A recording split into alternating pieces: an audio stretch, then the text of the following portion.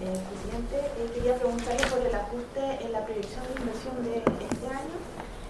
¿A qué responde y si tiene que ver lo que plantearon las empresas en el último informe de percepciones de negocios, de que van a esperar a que se aclare un poquito el panorama político antes de volver a invertir?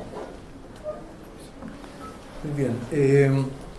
Bueno, efectivamente en la predicción que tenemos para el 2017 tenemos una caída de 0,9% en la inversión respecto a la formación bruta de capital fijo agregada respecto al año pasado.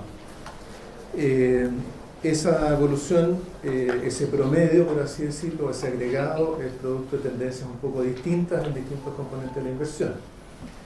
Por un lado, una inversión minera que sigue ajustándose a la baja y que ha tenido un ajuste muy importante en los últimos 4 años. Por otro lado, un ajuste, una caída de la inversión en la construcción, que está fundamentalmente asociado a lo que ha ocurrido con la inversión habitacional, con el ciclo específico más propio de este sector que ha tenido durante los últimos meses. Y por otro lado, un aumento de la inversión en maquinaria y equipos por parte de las empresas no mineras.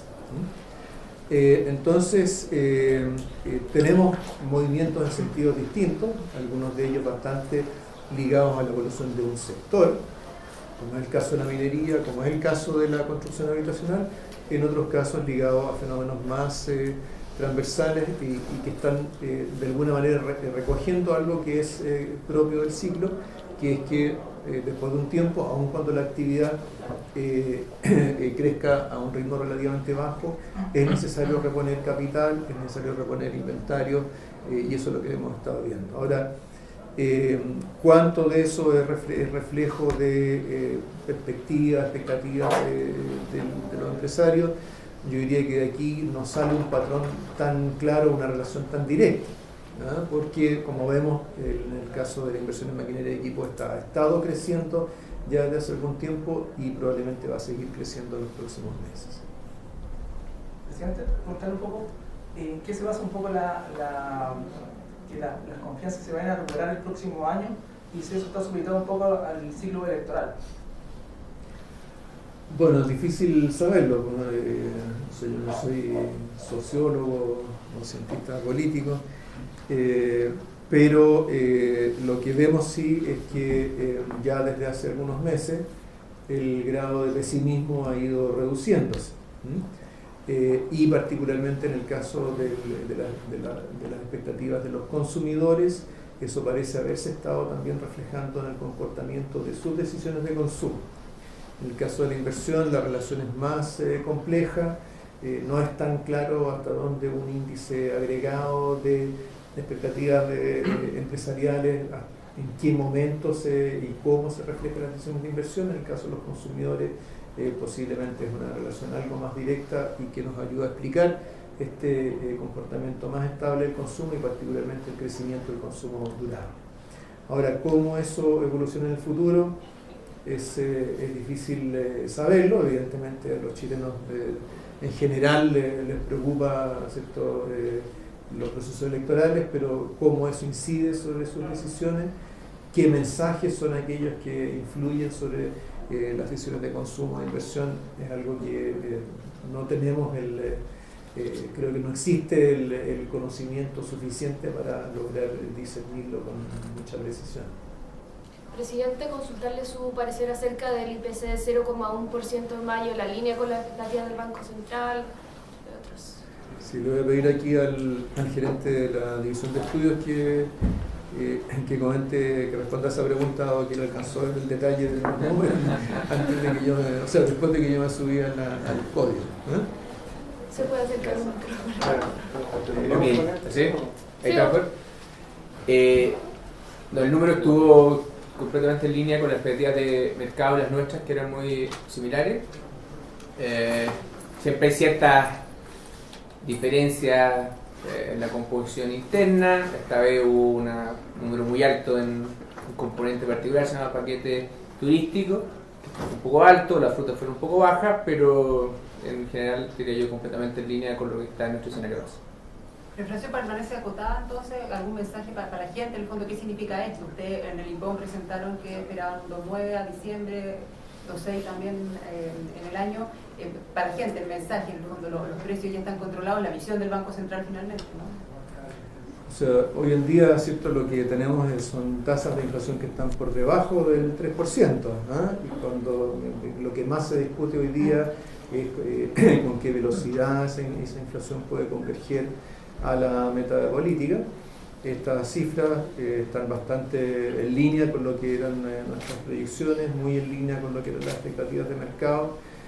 Por lo tanto, son cifras que tienden a reafirmar el escenario con el cual estamos trabajando y con el cual hemos formulado la política monetaria. De todas formas, tengo entendido que ustedes esperan que el IPC se acerque al piso del rango meta y no sé cuándo piensan que va a empezar a retomar, acercarse de nuevo al 3%. Claro, bueno, la inflación en 12 meses del IPC total quedó ahora, o sea, con el dato de mayo, está en 2,6%.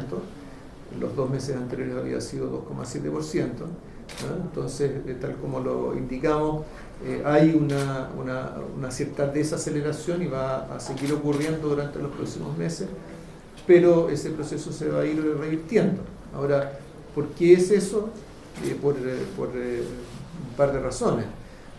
Primero, porque particularmente respecto del componente no transable, el componente transable del IPC, el componente de bienes de la inflación subyacente, esta tuvo una desaceleración muy significativa en línea con lo que fue la apreciación cambiaria que se produjo desde marzo, abril del año pasado. Ese proceso ahora se ha ido deteniendo, entonces la velocidad y las bases de comparación van cambiando, y eso es lo que va modificando las tasas de variación en 12 meses. Y por supuesto está el hecho de que hay un escenario con una política monetaria que es más expansiva que lo que teníamos antes. Entonces esos elementos se van combinando para ir produciendo esa convergencia. Por supuesto es una convergencia que, en fin, siempre va a tener algún grado de ruido, algún grado de volatilidad, producto de casos como el paquete turístico. Espero que ustedes no estén hoy día comprando paquetes turísticos, pero lo importante es la trayectoria que eso va señalando, y esa trayectoria está muy en línea con lo que eran nuestras expectativas. Sí, aquí que usted destacó en su presentación que los ingresos por trabajo cuenta propia eran aproximadamente un 30% menor a los asalariados, y que es los únicos empleos que están creciendo actualmente. Le quería preguntar si es que eso ustedes estaban preocupados en el efecto que esto podía tener en el consumo, y si ven que la evolución del ciclo económico podría llevar a un cambio en esta dinámica de que los únicos empleos que se crean son por cuenta propia. Claro. Bueno, efectivamente se ha ido produciendo un crecimiento en el empleo por cuenta propia que ha compensado el hecho de que el empleo asalariado ha permanecido bastante constante. En algún mes tuvo una caída, pero en general desde ya hace 10 meses o algo así ha tenido un crecimiento cercano a cero. Ahora, en el informe de política monetaria justamente se proporcionan estas cifras que usted cita para enfatizar en primer lugar que hay, por cierto, un efecto económico, pero que ese efecto económico es un efecto que es más notorio en términos de diferencias salariales que en la pérdida total de ingresos, que es lo que está más asociado al desempleo. Entonces, cuando uno calcula masa de ingresos e incorpora el empleo asalariado, el empleo no asalariado, los salarios de los trabajadores asalariados y los ingresos de los trabajadores no asalariados, eso es lo que da una trayectoria de masa de ingresos que es relativamente estable en torno al 2,5%. Entonces eso es lo que en otra oportunidad hemos dicho y ahora lo reiteramos, que eso le ha dado un piso al comportamiento del consumo y a través del consumo a la actividad económica. Sigue siendo un riesgo, lo señalamos ya en el IPOM anterior, sigue siendo un riesgo que haya un deterioro más significativo en el mercado del trabajo. Eso afortunadamente no ha ocurrido, pero sigue siendo un riesgo, sobre todo porque a la medida que se alarga este periodo de bajo crecimiento, entonces las decisiones de los empleadores respecto de contratación o de mantención de los actuales trabajadores pueden eventualmente cambiar. Eso no lo hemos visto hasta ahora. Los temores que teníamos en el IPOM de marzo, por lo menos los meses siguientes, no se materializaron, pero sigue siendo un riesgo y algo que tenemos que mirar con cuidado. ¿Y es un cambio que responde, ustedes dicen, netamente al ciclo económico o tiene que ver con algo más estructural del mercado laboral? Es un cambio que está muy en línea con lo que ha sido tradicionalmente el comportamiento del ciclo. Más aún, como comentaba en la presentación, hoy día el peso relativo del empleo no asalariado en el empleo total es la misma que el promedio de los últimos 7 años. Presidente, preguntarle por un poco el tema de las confianzas, ¿qué importancia le dan al crecimiento del próximo año, que está entre 2.5 y 3.5, la recuperación de la confianza? ¿Tiene algún peso dentro de esa proyección? No es el elemento más determinante. Como ustedes saben, las últimas proyecciones de varios de los últimos IPOM nos hemos focalizado mucho más en datos más duros, particularmente en los últimos 2 IPOM, en lo que son los cambios en las condiciones externas, el efecto de la propia política monetaria y la desaparición de algunos shocks puntuales que han afectado a algunos sectores de actividad. Por supuesto, en la expectativa, en la confianza también hay un cierto elemento de retroalimentación. Si la economía se ve algo más dinámica, probablemente las personas se ponen un poco más positivas, pero no es un elemento que esté en la base de nuestras proyecciones. Nosotros nos fijamos en variables económicas más medibles, más fáciles de anticipar. Volviendo al tema de cuenta propia en el IPOM, en un anexo que decía justamente esto de las diferencias salariales, se decía que claro, que está esta brecha de que ganan menos los cuenta propia y que además trabajan menos horas. ¿Cómo esa realidad que está viendo el país también se traduce en el tema del endeudamiento, en el fondo, de que muchos hogares se quedan con menos ingresos, trabajan menos horas? ¿Cómo está afectando eso a la economía? Bueno, por supuesto, en la medida que los ingresos familiares, no necesariamente para el conjunto, pero para parte de la población se debilitan, por supuesto su capacidad para cumplir con el servicio de su deuda se va volviendo algo menor. Para eso es importante mirar estos indicadores que relacionan el costo del servicio de la deuda vis a vis los ingresos, o sea, cuánto pesa en el presupuesto familiar, en la economía familiar, el servir la deuda, ¿no? En eso no hemos tenido cambios tan grandes, ¿no? Por el hecho de que las tasas de interés, hoy día el costo del crédito es muy bajo, ¿no?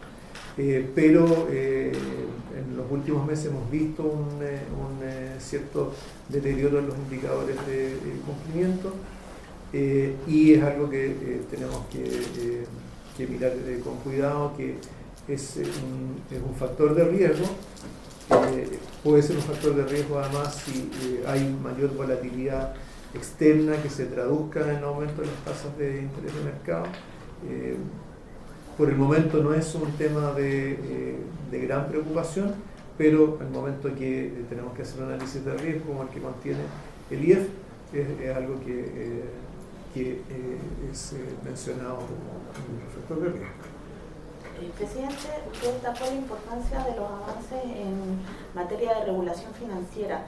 En ese sentido, ¿espera que se despache la Ley General de Bancos durante este gobierno?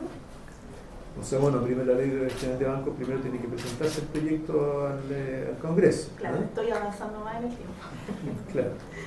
Es importante que se presente el proyecto al Congreso, que el Congreso le pueda dar la atención necesaria para que vaya avanzando en su tramitación. La fecha precisa en la cual finalmente se aprueba una ley de banco, en fin, es algo que está fuera de nuestro control, pero nos parece que es importante que haya una clara percepción de la prioridad que esto tiene. de la percepción de la prioridad no solamente de parte de los parlamentarios, sino que también de parte de los propios bancos, ¿no? O sea, los bancos no tienen necesariamente que esperar a que haya una ley aprobada para poder ir ajustando sus niveles de capitalización, para ir ajustando sus provisiones, ¿no? Entonces, aun cuando la ley contemple un cierto número de años para alcanzar los estándares internacionales, los estándares de Basilea III, eso es algo que puede empezar a ocurrir desde ya. O sea, y mientras más temprano, más fácil va a ser ajustarse, menos complejo va a ser para las instituciones ajustarse a esos nuevos estándares. En el IPOM tengo entendido que ustedes veían un proceso de la minería que estaba más lento de lo que se esperaba en la recuperación. No sé si con el dato de ayer que se conoció del comercio exterior, finalmente está de acuerdo con su escenario base de cómo se iba a recuperar la minería. Creo que el crecimiento fue sobre el 13% de la exportación. Sí, estuvo totalmente en línea. Obviamente, al final hay una conexión bien importante entre lo que se exporta y lo que se produce en minería. Así que no hubo sorpresas importantes por ese lado. Lo que sí es que entre marzo y junio la novedad no fue la huelga de escondida, que ya estaba incluida en marzo, sino que, como tú bien dices, la recuperación de los niveles de producción en esa mina, pero también en otras, ha sido más lenta, y eso es lo que está principalmente detrás de los cambios en las proyecciones nuestras, tanto para este año como para el año que viene. Sí, pero el tema es si mayo ya como que borra esas dudas, o sea, la lentitud que había. No, esa lentitud va a seguir, y los datos están en concordancia con esa proyección que ya asume una recuperación más lenta. Acá hay una pregunta. Hay preocupación en torno al mercado laboral, si es que la reforma de pensiones, por ejemplo, que propone que el empleador aporte 5% para la pensión del trabajador. ¿Hay preocupación en torno al mercado laboral? ¿Cómo se puede afectar al estudio? A ver, un aumento de cotizaciones de cargo del empleador es un aumento en el costo de la mano de obra. Eso no, en fin, no hay otra interpretación posible. Ahora, el horizonte dentro del cual eso se está planteando es bastante distinto del horizonte propio del ciclo económico. O sea, pensemos que ahí se está hablando de una legislación que tomará el tiempo que tome su tramitación legislativa y que, a su vez, por lo menos de acuerdo a lo que han sido los anticipos del Ejecutivo, va a aplicarse de manera gradual durante varios años. Entonces, eso creo que nos coloca en un horizonte que es bastante distinto del horizonte de 2 años o de 24 meses, que es con el que trabajamos para nuestra proyección.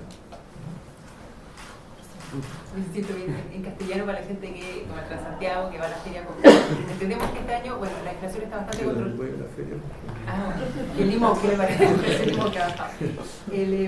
Entendemos que este año está bajo la meta del Banco Central. El próximo año, en el fondo, ahora están subiendo muy poco los precios. ¿Y el próximo año qué va a pasar? ¿Cuál es el comportamiento de los precios que está viendo usted en la feria, que ve la señora Juanita en todas partes, que durante este año y qué va a pasar el próximo año, para que se vayan preparando? Bueno, lo que vamos a ver es un ajuste bastante gradual de la inflación dentro de rangos que son bastante bajos, que corresponden a lo que nosotros, digamos, como política monetaria y en general en lo que es la economía, lo hemos fijado como meta, ¿no? Ahora, claro, quien va a comprar o quien va de vacaciones, en el caso ahora del paquete turístico, claro, hay fluctuaciones de precios individuales de ciertos productos que obviamente no van a estar en el 3%.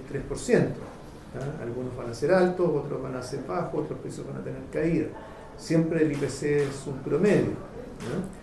Pero en términos de lo que es el costo de la canasta familiar, cuando se agregan todas las cosas en las cuales el promedio de la familia chilena gasta, eso va a moverse entre el 2,6 que tenemos hoy día al 3% al cual creemos que se va a ir acercando la inflación hacia finales de este año y con más claridad durante el año próximo. Presidente, ayer por los temas, los sistemas frontales que afectaron al norte, hubo muchas minas que pararon un día y vimos en los últimos meses que precisamente la minería que viene arrastrando para abajo la actividad. ¿Puede este tipo de fenómenos seguir incidiendo en las cifras concretas que la minería aporta al nación? O sea, siempre hay el riesgo de fenómenos naturales que tengan algún impacto, pero tengamos claro que por lejos lo más dominante en lo que fue el comportamiento de la actividad minera en estos primeros 4 meses del año fue la huelga en la Escondida, ¿no? O sea, no hay fenómeno climático que se le compare, ¿no? Y un día de paralización, por ejemplo, ayer las divisiones del norte de Codelco pararon, Anglo American también suspendió un día, más o menos, ¿como cuánto impacta? No tendría una cifra, no sé si tenemos una cifra, pero sea cual sea, es relativamente pequeña. O sea, pensemos, un día de paralización por factores climáticos en minas más pequeñas comparado con 42 días de paralización en la mina más grande del mundo. Entonces, los órdenes de magnitud son muy distintos. ¿Puedo agregar algo? Aunque hay que tener cuidado en una cosa que nosotros hemos insistido bastante, y es, desde un punto de vista más macro de la dinámica de la inflación, por lo tanto de la política monetaria, nosotros separamos el PIB del resto de los sectores del de recursos naturales, que incluye minería. El de minería, por todas estas cosas que tú dices, es bien volátil y está sujeto a eventos de ese tipo, pero tiene menos impacto macro que el resto de los sectores, y ahí no hemos tenido sorpresa importante en el último tiempo. Entonces, desde un punto de vista macro, es cierto que afecta a los números, pero no es tan relevante desde un punto de vista de la dinámica de la inflación y por lo tanto su efecto sobre la política monetaria. Sin preguntarle ya en el ámbito externo, ¿qué le parece lo que sucedió con el Banco Popular en España, esta decisión inédita que también tuvo que ver el Banco Central Europeo? Bueno, ahora le voy a dar la palabra a la gerente de la División de Política Financiera para referirse. ¿Se puede acercar un poquito los micrófonos? Se lo agradezco. Sí. Bueno, esto es algo nuevo, ¿no? Porque la Unión Bancaria es primera vez que aplica una medida de este tipo. Es parte de lo que se llama el Single Resolution Mechanism, SRM, que es algo nuevo. Esto es algo que tomó mucha relevancia después de la crisis del 2008, donde hubo que efectivamente poner recursos fiscales a disposición de la banca para proteger a los depositantes. En ese sentido es algo de lo cual tenemos bastante interés en ver cómo se desenvuelven los hechos afuera. Hay que entender que siempre puede suceder que un banco esté en problemas y tener mecanismos de resolución, que justamente es de los temas que se han estado discutiendo para la Ley General de Banco, es un tema importante, por lo tanto lo estamos mirando con atención, básicamente. Es algo inédito, ¿no? Sí, es nuevo, no había pasado antes. De hecho, es nuevo dado la manera en que ha ido evolucionando las regulaciones y los mecanismos para tratar con el caso de bancos en problema en la Unión Europea. Exacto. En particular. Ahora, en el caso de Estados Unidos, por ejemplo, es bastante común que hay bancos que cierren, ¿eh? Y de hecho es importante tener mecanismos para que un banco pueda cerrar y que se proteja a los depositantes y a los ahorrantes en el sistema. Es parte de lo que significa mantener la estabilidad financiera de un sistema, ¿no?